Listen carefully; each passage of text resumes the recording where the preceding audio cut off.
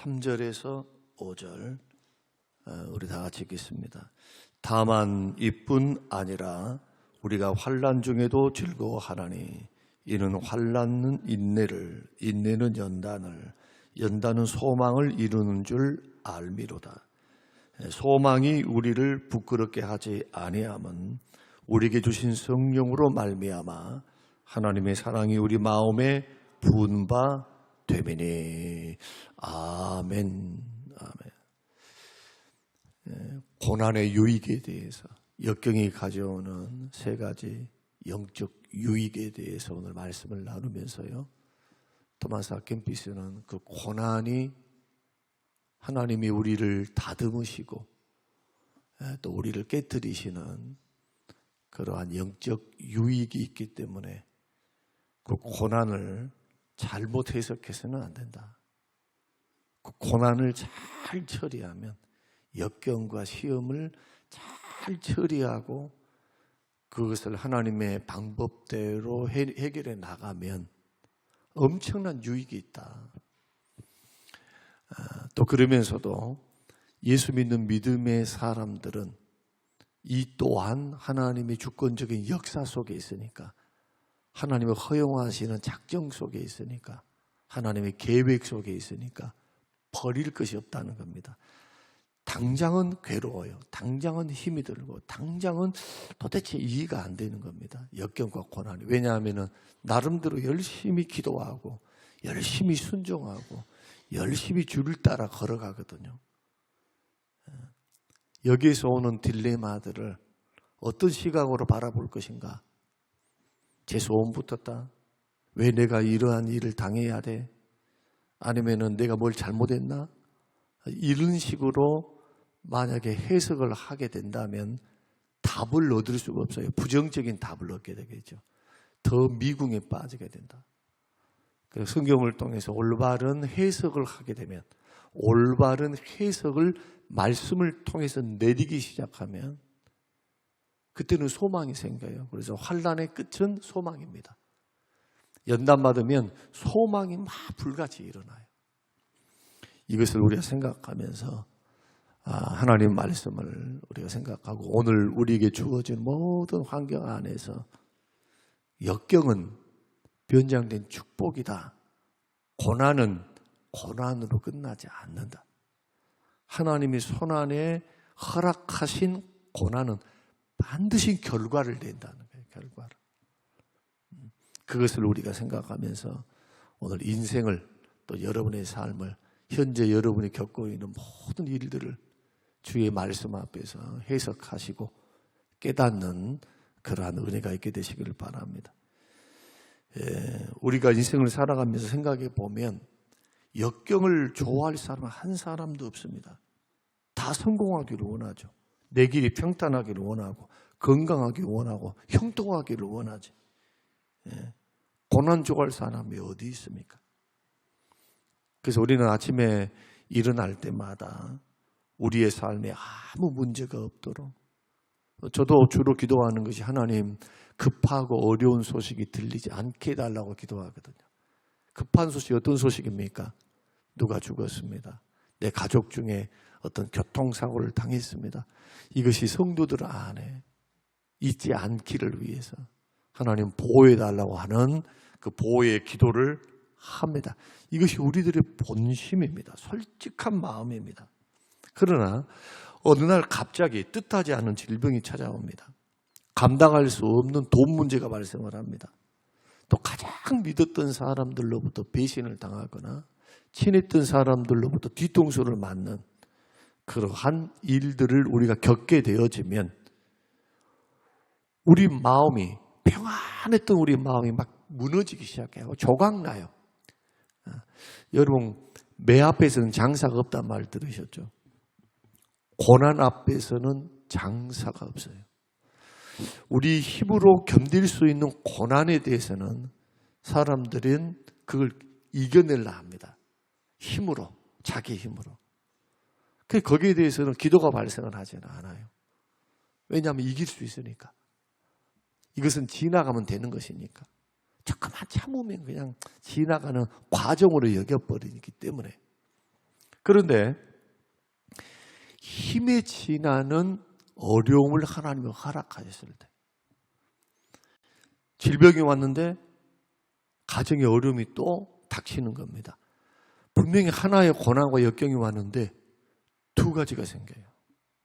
엎친 데 덮친 격으로 설상가상으로 또 다른 문제, 정신 차리려고 하는데 또 와. 이런 일들을 우리가 경험할 때가 있거든요. 그때 우리의 마음을 한번 살펴보시길 바랍니다. 원망의 화살을 누구에게 돌리고 있는가? 어떤 사람은 팔자 타령을 하고, 어떤 사람은 남편, 아내, 자식 탓을 하고, 세상 탓을 하고, 또 어떤 사람들은 주님을 원망합니다. 누구처럼요? 엘리야처럼. 로뎀나무 아래에 앉아 있었던 엘리야처럼 하나님 나를 죽여주세요. 데려가 주세요. 이 꼴 저 꼴 보지 않게 해주세요. 이 우울증이죠, 우울증. 이러한 상태가 우리 가운데 있을 수 있다는 겁니다. 영적 슬럼프가 찾아올 수 있어요. 누구든지 고난과 역경과 어려움을 당하게 되면. 근데 왜 우리는 고난 앞에서 든든히 서서 이것을 딛고 일어서고 이것을 견디고 이 속에서 하나님을 경험하고 하나님의 기적을 보고 영적으로 더 다듬어져서 아름답게 세워가면 얼마나 좋겠습니까? 쉽게 무너지는 경향이 있다는 겁니다. 쉽게. 왜 우리는 이렇게 쉽게 무너지고 원망하고 낙심하고 정신을 못 차릴까?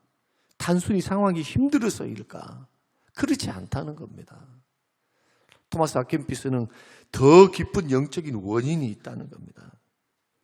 우리가 역경과 시험 앞에서 원망하고 불평하고 낙심하고 넘어지는 진짜 이유는 뭐냐? 세 가지다.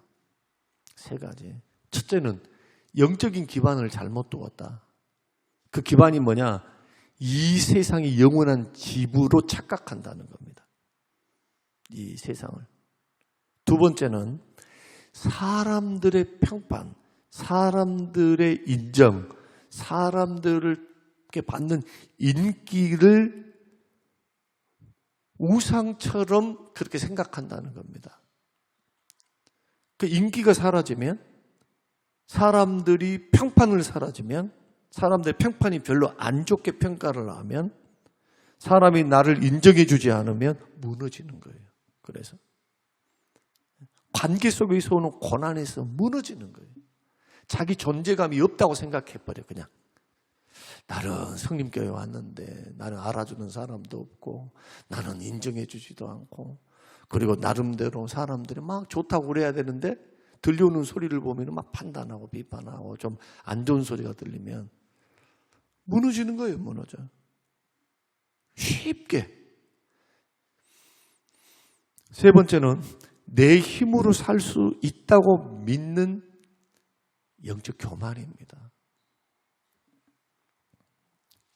이런 것 때문에 무너진다는 거예요. 세 가지 때문에. 그러나 우리가 경험한 바에 의하면 삶이 평안하면 어떻게 되느냐? 천국 사모하지 않습니다. 천국. 이 세상이 전부인 줄 알아요. 이 세상에 하나님 주신 가족, 이 세상에 주신 부모, 자녀들, 물질, 직장, 이게 전부라고 생각하는 거예요. 삶이 편안하면. 거기에 안주합니다. 세상 사랑이 결국 고난을 이기지 못하게 한다. 세상 사랑은 하나님과 원수가 됩니다. 이 기반이 잘못되었다는 거예요. 천국을 소망하는 것. 여러분이 갈 곳이, 여러분이 영원히 머물 곳이 천국이십니까? 정말 하나님 나라가 맞습니까? 이것을 점검해 보라는 겁니다. 지나갈 나그네 인생을 살면서 지나가는 거죠. 행인과 나그네 같은데 여기 집착이 너무 강하니까, 세상 사랑이 너무 강하니까 고난이 오면 무너져 버리는 거예요. 막 원망 불평하면서. 누구처럼요? 광야의 길을 걸어갔던 이스라엘 백성들처럼. 가나안의 축복을 못 본 겁니다. 원망 불평하니까. 그 테스트와 시험과 하나님의 다루심에서 실패한 겁니다. 또 교회에서 봉사하다가 조금만 비난을 한번 받아보십시오. 그러면 마음을 딱 닫아버려. 내가 봉사하나 봐라. 그래서 우리 교회도 회장 안 할라 해요. 회장. 정말 이런저런 소리 듣기 싫거든. 나 같아도 좀 듣기 싫을 것 같아. 할 일도 너무 많아. 생각해 보면요. 그러나 하나님이 허락하시고 하나님 나를 사용하시고자 하실 때는 주님, 내가 여기 있습니다. 해야 합니다. 그래야 물질의 복을 주시죠.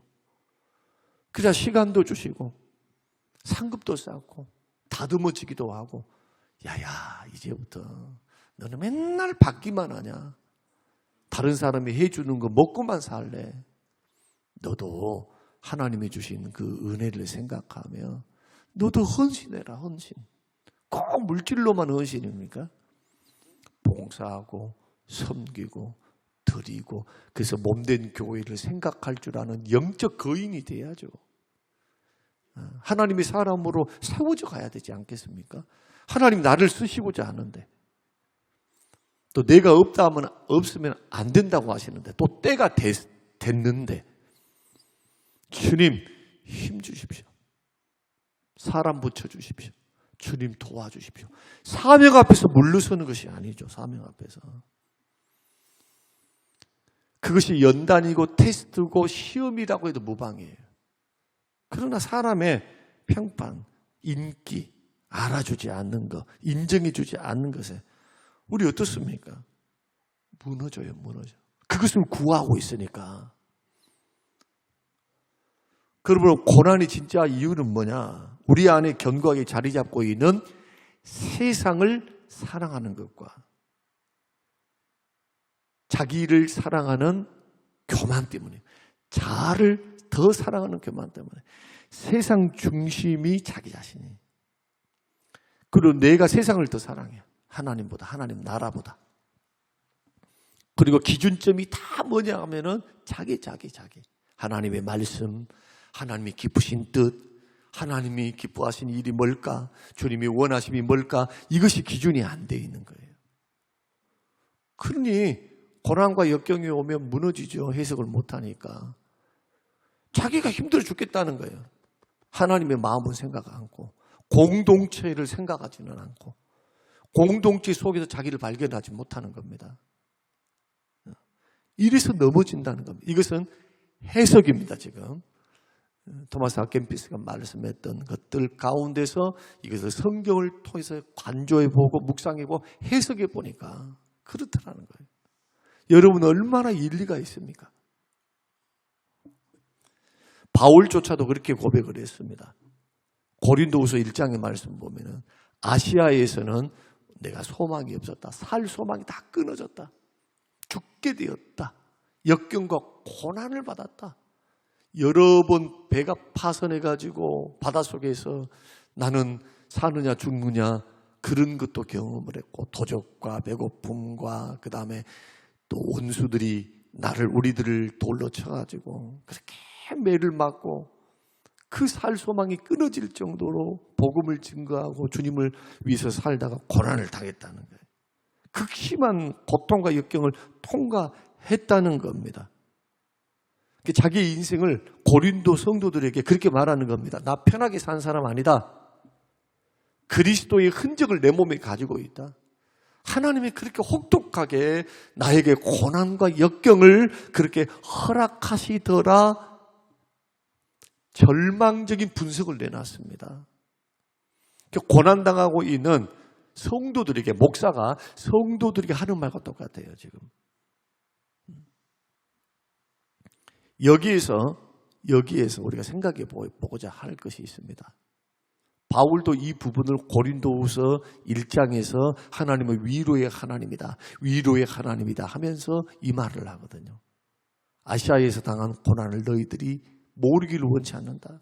다 이렇게 연단받고 고난당하고 정말 주를 위해서 살다가 어려움 많이 당했다. 그렇게 말합니다. 그런데 왜 그런 말을 할까요? 고난이 유익이 되었기 때문에. 고난이 매우 유익이 되었다.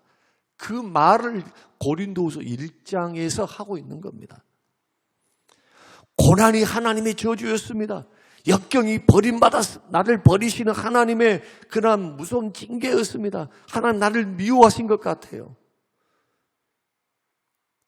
그런 헛된 생각, 잘못된 생각, 미련한 생각하지 않았다는 겁니다. 이 고난을 어떻게 이해를 했느냐? 살 소망이 끊어지는 그 이유를 이제는 세상 바라보지 말고 역경 바라보지 말고 세상 어떤 것보다도 소망을 살아계신 하나님께 두기 위해서 고난과 역경을 허락하셨다는 거예요. 이것이 고린도후서 1장 9절이에요. 소망을 어디 두고 살아라고요? 하나님께. 야, 세상 봐봐라. 세상 고난 많고 죄도 많고 역경도 많고 어려워야 너가 살 수 있는 유일한 길은 나밖에 없어. 너의 소망을 세상에 두지 말라는 거예요. 너의 힘이라든지 세상의 사람의 도움이라든지 이런 것에 두지 말고 소망을 살아계신 하나님께 두라고. 결국 오늘 본문의 말씀을 통해서 우리가 생각해야 될 것. 5장 3절에서 다만 이뿐 아니라 우리가 환난 중에서도 즐거워하나니. 참 어처구니가 없잖아요. 이 말씀을 들으면. 환난 중에서 어떻게 즐거워한대요? 이것은 로마에 있는 교회들이 그렇게 말합니다. 쉽게 말하면 이런 말입니다. 사랑하는 로마에 계신 성도님들이여, 여러분들은 아시지 않습니까?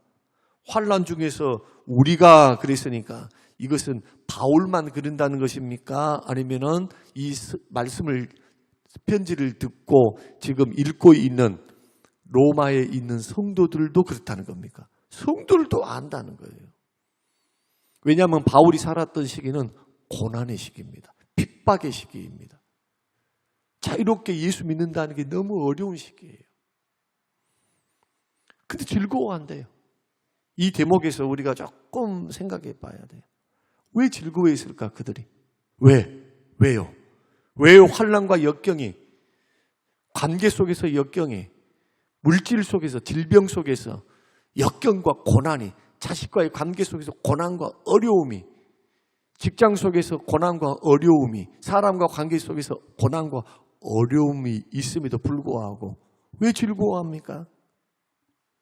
그것은 환경이 만들어내는 내 그 영적 유익들, 연단은 오늘 3절 말씀 보면은 인내는 연단은 소망을 이루기 때문에, 믿음의 눈으로 영적 유익을 바라봤기 때문이에요. 결국 역경은 뭐냐? 나를 다듬으시는, 또 다듬으시고 나를 가꾸시는 하나님의 칼이다. 수술 칼이다. 이것을 우리가 기억하셔야 됩니다. 하나님은 나의 모난 부분을 깎고 계시는 겁니다. 더 멸망의 길 걸어가지 않도록, 하나님 뜻하고 반대 길 걸어가지 않도록, 마귀가 좋아하는 길, 침체의 길, 믿음에서 뒤로 물러가는 길로 걸어가지 않도록 하나님 다듬으시는 거예요. 인생 채찍과 사람 막대기를 통해서. 내가 죄가 많아서만 그런가? 그렇지 않습니다. 죄의 결과로만 고난 주시지 않습니다. 죄가 없어도 다듬으십니다. 하나님이, 나보다 나를 더 잘하시는 하나님이. 그렇다면 이 변장된 축복, 영적 유익이 되는 그런 고난을 믿음의 눈으로 바라보니까 이것이 오히려 즐거움이 되었다. 기뻐합니다. 그 기뻐할 수 있는 세 가지 이유가 뭘까? 첫째는 이 서두에서 밝힌 것처럼 연단과 고난을 딱 경험하게 되면은 세상 사랑하는 것을 끊게 됩니다. 세상이 더 이상 소망지가 아닌 거예요. 평안하고 걱정 없는 사람이나 안락하게 세상에서 그렇게 즐기고 살지, 연단과 고난을 당하고 그냥 힘들어 죽겠는데 무슨 세상이 소망이에요. 우리의 소망이 하나님이시고 우리의 소망이 천국이죠. 이 땅이 아니라는 거예요. 이 땅이. 그래서 연단을 보내신 거예요. 왜 광야에 40년 훈련이 필요했을까요? 너의 소망은 광야가 아니다. 험한 이 세상이 아니다. 너희들이 갈 곳은 가나안 복지, 내가 약속했던 땅이다. 젖과 꿀이 흐른다. 내 눈과 내 마음이 그곳에 있다. 하나님이 거하시겠다고 주신 그런 가나안 땅. 그래서 시편 119편 71절 고난당한 것이 내게 유익이다. 이로 말미암아 내가 주의 윤리들을 배웠습니다. 그렇게 고백을 합니다. 그러니까 고난이 오니까 진짜 보석이 보이는 거죠. 비로소 보이는 거예요.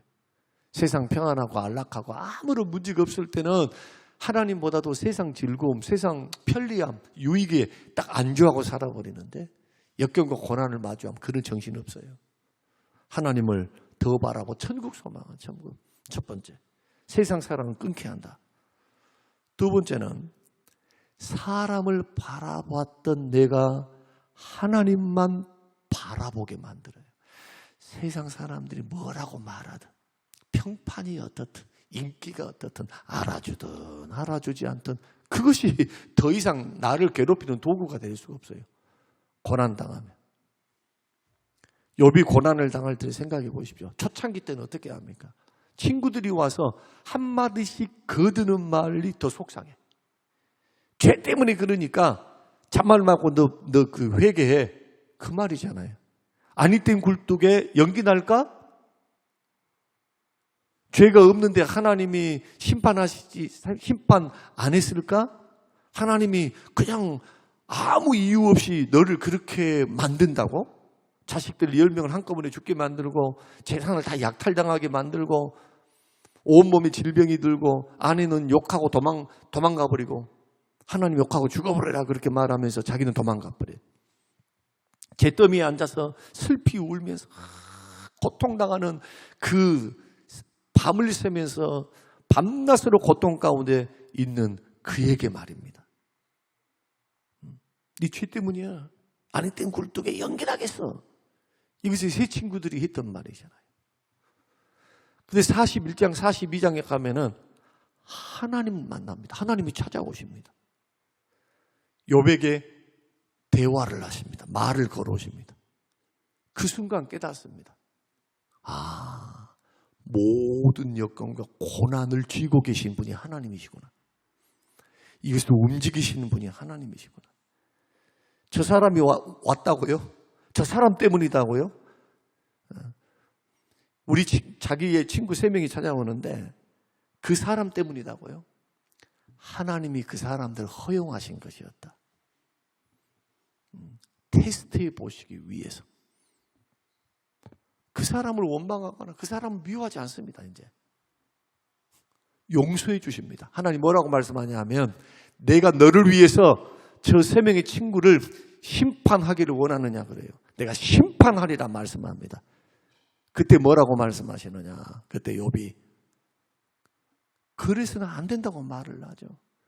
그래서 그들을 위해서 너는 제사를 드리라 그렇게 말씀해요. 내가 그들을 용서하리라. 너 나에게 제사하라. 예배하라. 그렇게 말씀하시거든요.